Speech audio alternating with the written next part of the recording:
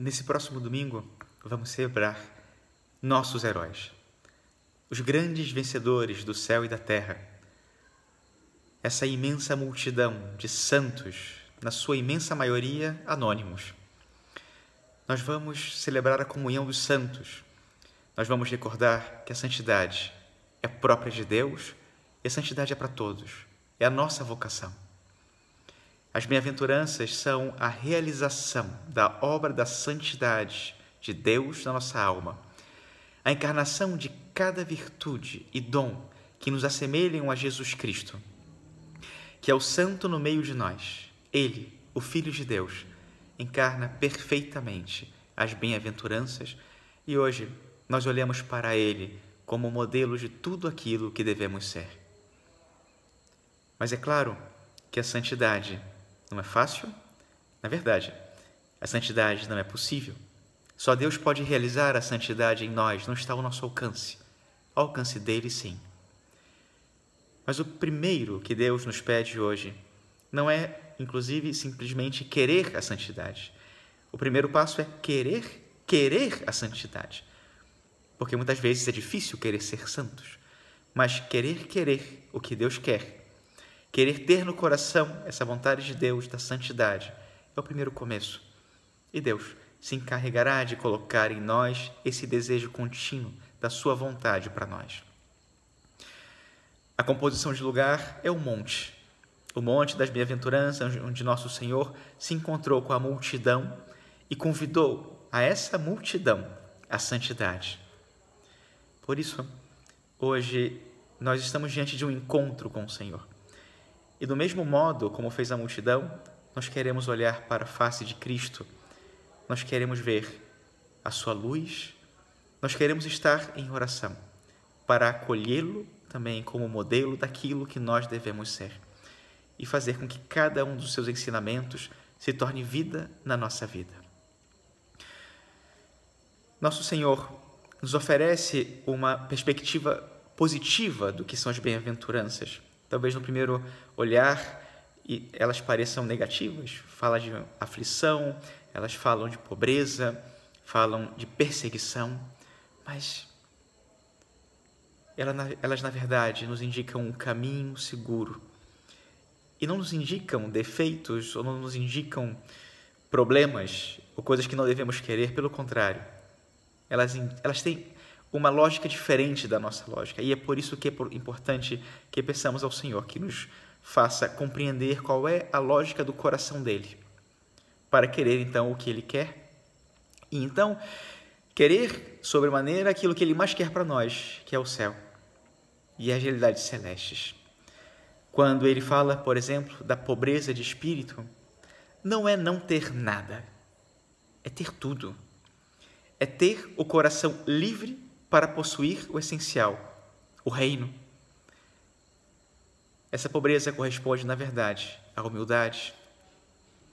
Os aflitos, a aflição que nosso Senhor propõe não é um sofrimento sem sentido, é abraçar a cruz com todo o seu poder redentor. É acompanhar o Senhor nos seus sofrimentos por causa dos nossos pecados. Os mansos não são os bobos. Os mansos sabem muito bem o que é necessário, o que é essencial e prescindem do que não é importante. Não desperdiçam suas energias com aquilo que não é o essencial. E por isso, só lutam por aquilo que vale a pena. Não estão dispostos a brigar porque o amor e a paciência são importantes, são o essencial e tudo alcança. A sede de justiça não é simplesmente uma justiça humana, uma justiça retributiva, até reparativa, que são justas, são boas, mas que não justificam. A força da justiça de Deus nos justifica, nos salva, nos redime. Faz com que o mal praticado tenha uma salvação. Nós podemos voltar a Deus e podemos querer o bem. Depois, essa justiça é o que vai nos ajudar a viver também o perdão na nossa vida. Depois a pureza, que é uma virtude difícil, a pureza de alma e de corpo. E olha só, tem a ver com a capacidade de ver a Deus, porque Deus é o contrário da impureza, do pecado.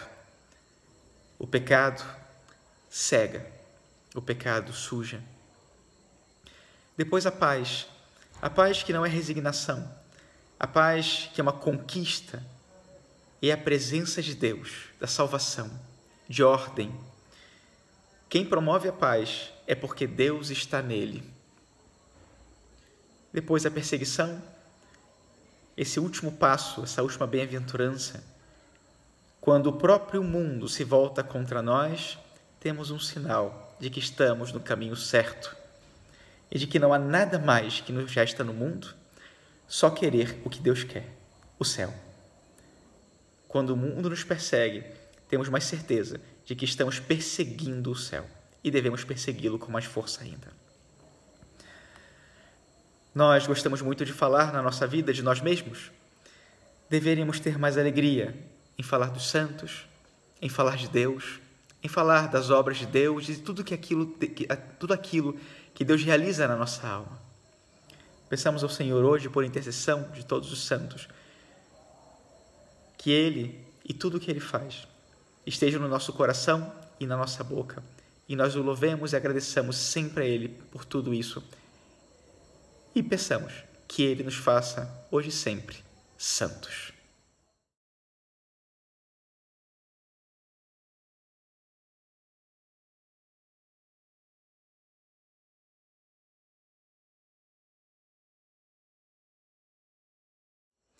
Vamos agora fazer algumas reflexões sobre esse texto, sobre as bem-aventuranças. Primeiro, o que são as bem-aventuranças? Podemos dizer que bem-aventurado é uma pessoa feliz, alegre. As bem-aventuranças são alegrias, são dom e uma conquista, são alegrias sobrenaturais. Elas são condições e qualidades que Nosso Senhor enumera do que é essa felicidade celeste vivida neste mundo. Não é um sentimento passageiro, mas um estado profundo de felicidade pela união com Deus. Só as encontramos em plenitude nessa terra, em Cristo. No céu, as viveremos plenamente. Os santos são os nossos irmãos que as viveram melhor e por isso hoje olhamos para eles para aprendermos como vivê-las também. Segunda reflexão: como viver as bem-aventuranças quando as circunstâncias são difíceis, quando não favorecem? As bem-aventuranças são uma atitude interior e um dom.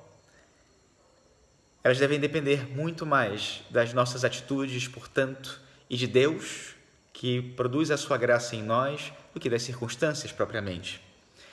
Então, aproveitar as circunstâncias desfavoráveis para lutar, mas aproveitar também as mais favoráveis para crescer em virtude, de modo que quando as desfavoráveis chegarem, estejamos mais prontos e possamos viver com virtude também os momentos difíceis. Lembremos que Deus ama a luta, não a queda. E essa busca da santidade nos momentos difíceis já é o início da santidade.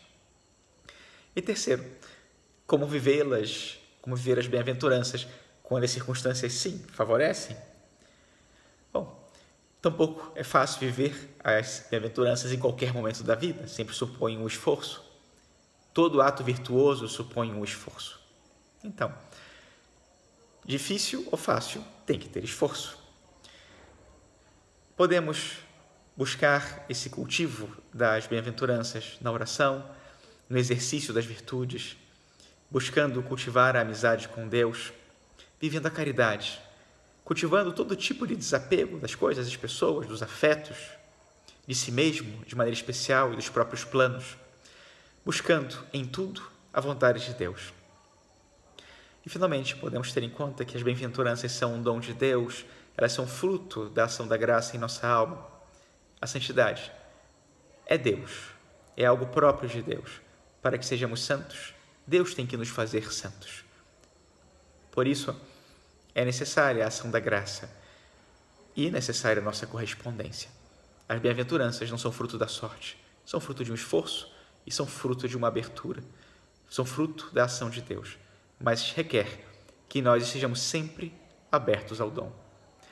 Sede santos, como meu Pai é santo.